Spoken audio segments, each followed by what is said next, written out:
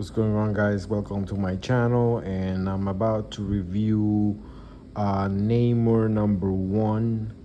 Came out today actually, and I just gave it a read.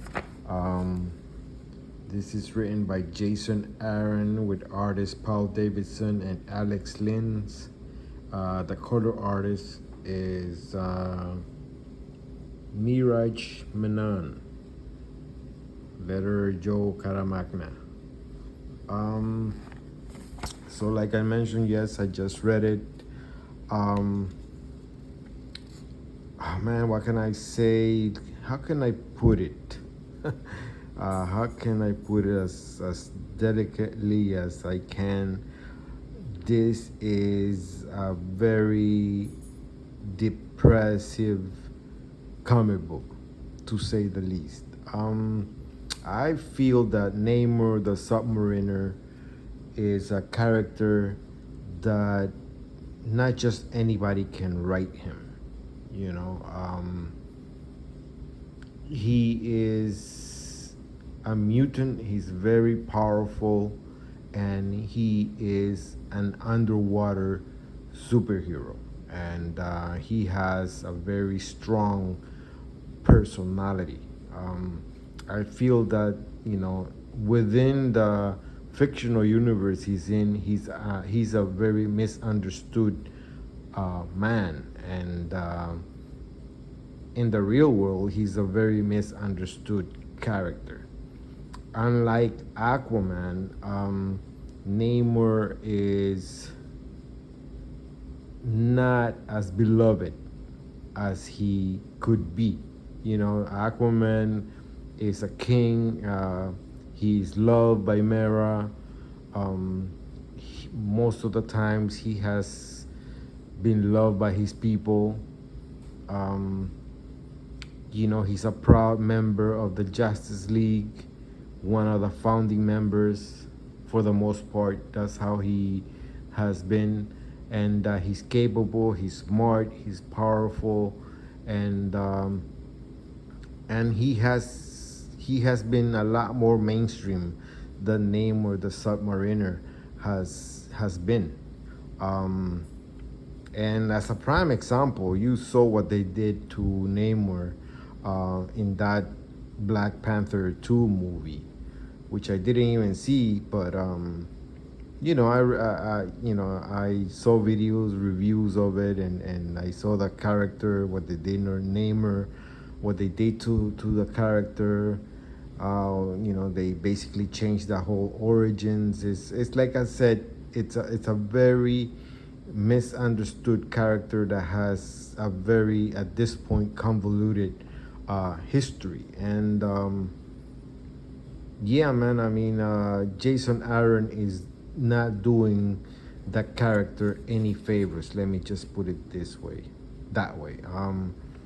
The cover itself is a red herring. It's a red flag.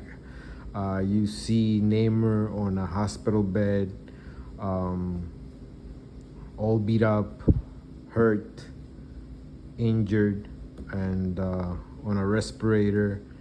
And that's exactly what Jason Aaron is doing to the character inside these pages. He's torturing and he's beating up the character of Namor the Submariner, in all sense of the word.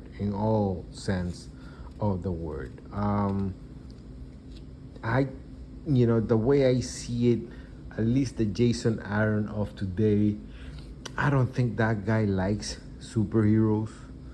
I think, given the chance, he will deconstruct and destroy the legacy and reputation of any male superhero he comes across right now. And he, not too long ago, he did that to the Punisher, Frank Castle. He effectively took a Terminator job, and he went and destroyed the character of Frank Castle, shelving him effectively, putting him on the shelf, not to be used by Marvel Comics for a long time. I mean, what he did to the Punisher was just criminal. And I think he's about to do the same thing to Namor in this miniseries. I believe it's a miniseries. I'm not sure about that. As far as the art is concerned, the art is pretty good. For the most part, there's two stories going on, a present day time story and a flashback story when Namor was a kid. And but just, the story itself is just filled with ugliness. There's no redeeming characters here. I mean, Namor, for some reason, has been in prison. I don't know how they would manage to catch him. How, surface dwellers have managed to catch Namor, who is very powerful. That guy can fly. That guy has super strength. He's invulnerable. He can breathe underwater. He can communicate with underwater creatures.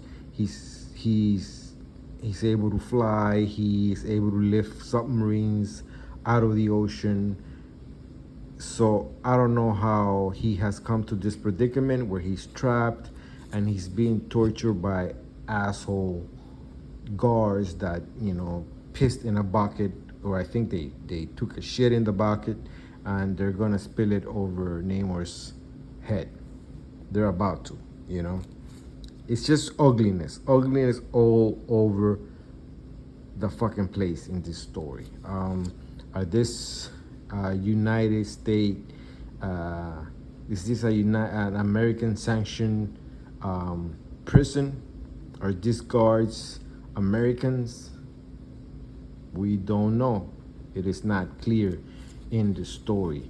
What is clear is that they're fucking assholes and they like torturing prisoners, and they're torturing Namor and they're trying to hurt him.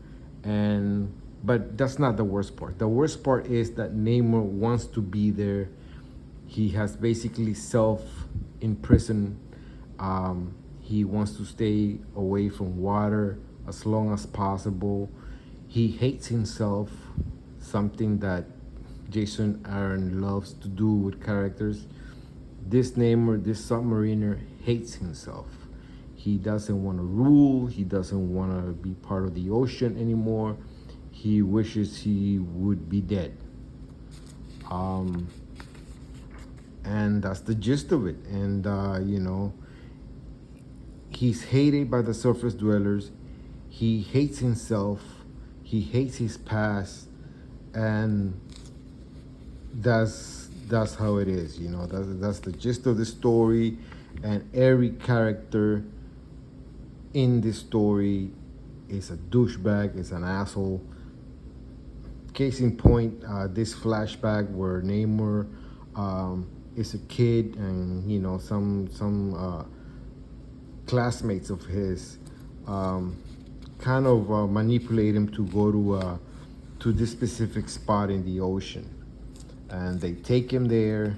As he's swimming, Namor is self-reflecting, and as a kid he was arrogant and self-entitled, a little asshole, petty, vengeful, just nothing heroic or noble about the guy at all. I'm telling you, this story has no redeeming characters at all. There's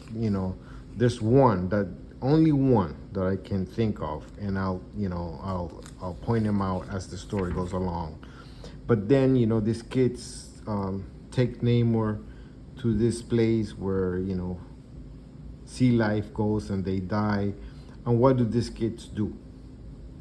They try to kill him. They took him there, and they were stupid enough to try to kill him.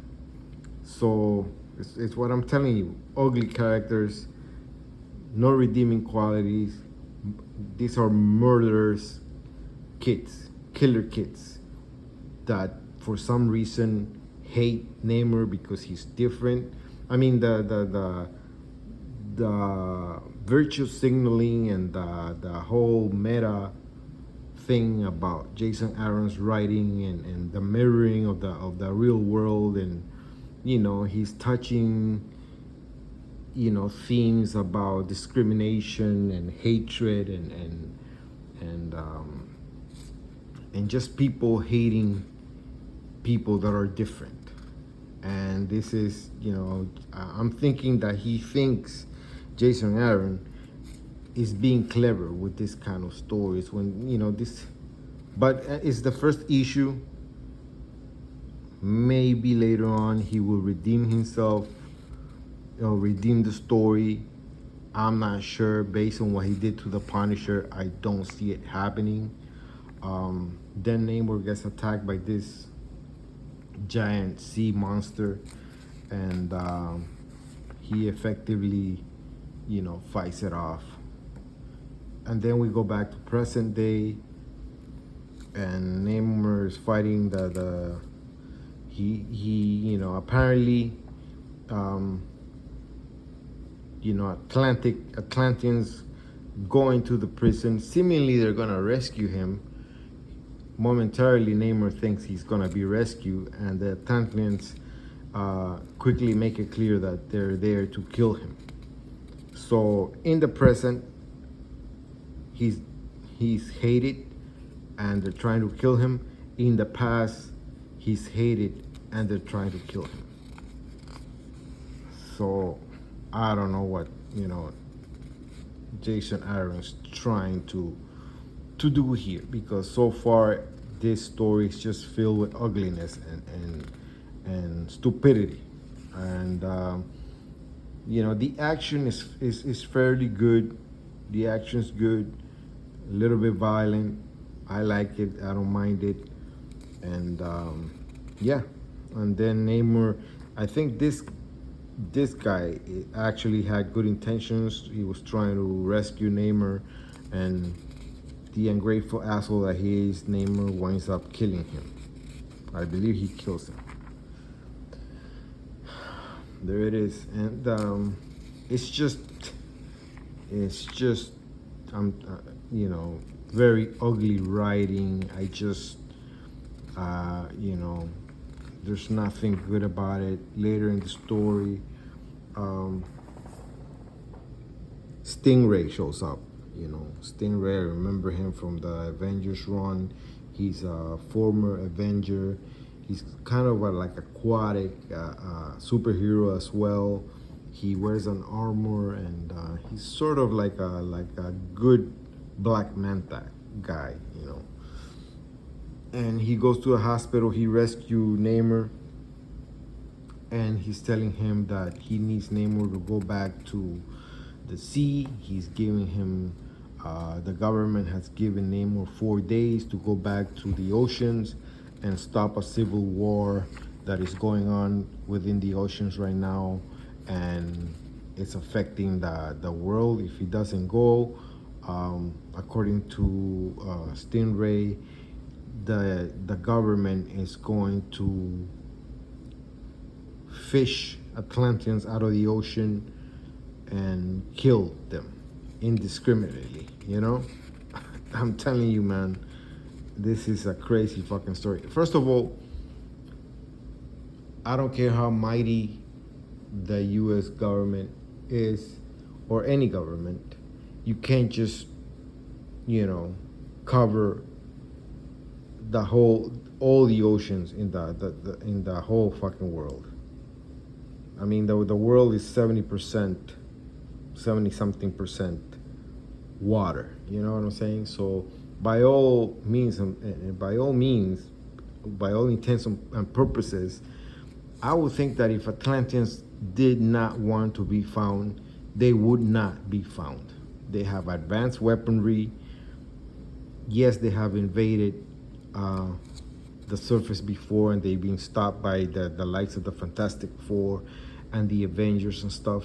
So without the help of super teams, I don't see how they would be, how governments would successfully kill Atlanteans the way Stingray is suggesting.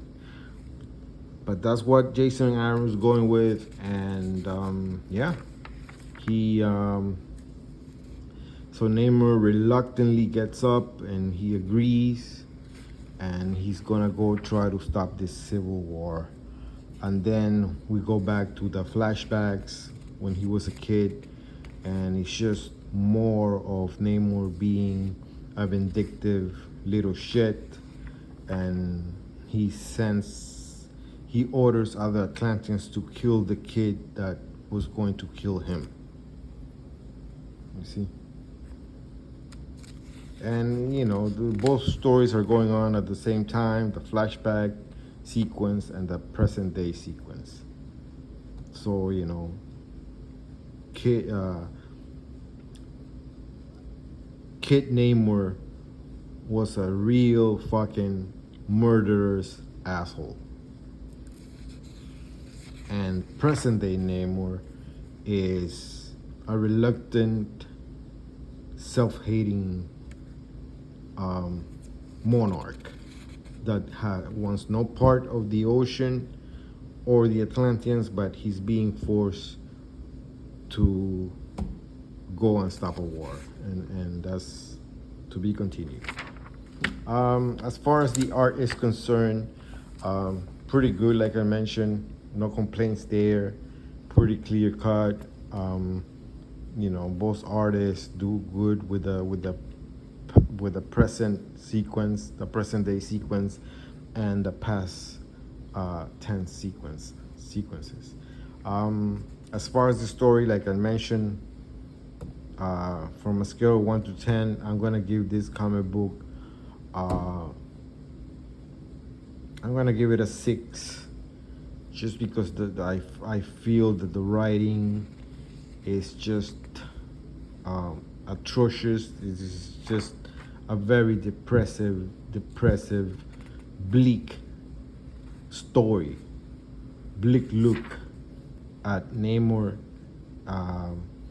I just, you know, based on what Jason Aaron has been doing at Marvel, what he did to the Punisher, I think he's on a mission to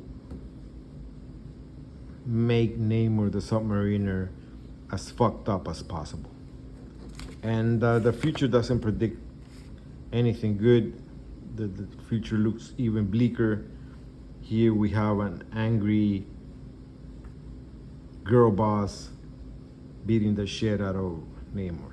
That's what you can look forward to in issue number 2.